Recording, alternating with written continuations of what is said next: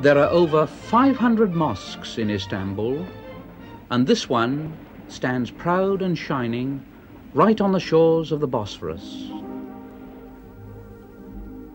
The Bosphorus is a beautiful strip of water that separates Europe from Asia.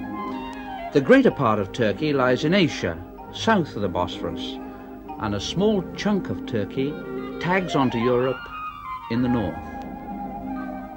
Istanbul spreads itself along the northern seaboard. It's a funny thing, but people always like to build their houses as near to water as possible.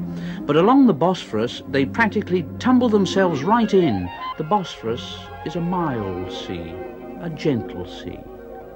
No granite walls needed to hold it back. A sultan could afford to spend his biggest bag of rubies on a delicate dream house like this and know that it'll never get washed away, forbidding, as most ancient castles do. But everything looks gay and carefree along these happy shores. The sun burns hot all day, the breeze blows cool. It's a lovely sea. I don't suppose the scenery has changed for hundreds of years. There's one thing I must do before I leave, and that's buy a few presents. You know, nothing elaborate. Let's wander around the market and see what we can find.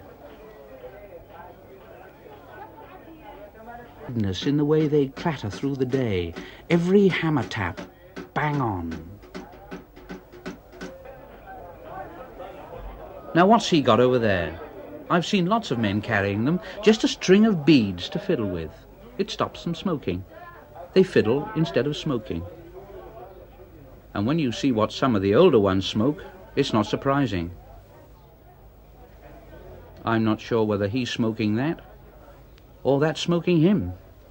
Makes me feel thirsty. Not bad. Sort of water and syrup with a touch of old plum, I think. And listen, there's the Hoja calling the faithful to prayer. He holds his head in his hands and wails around the tiny balcony.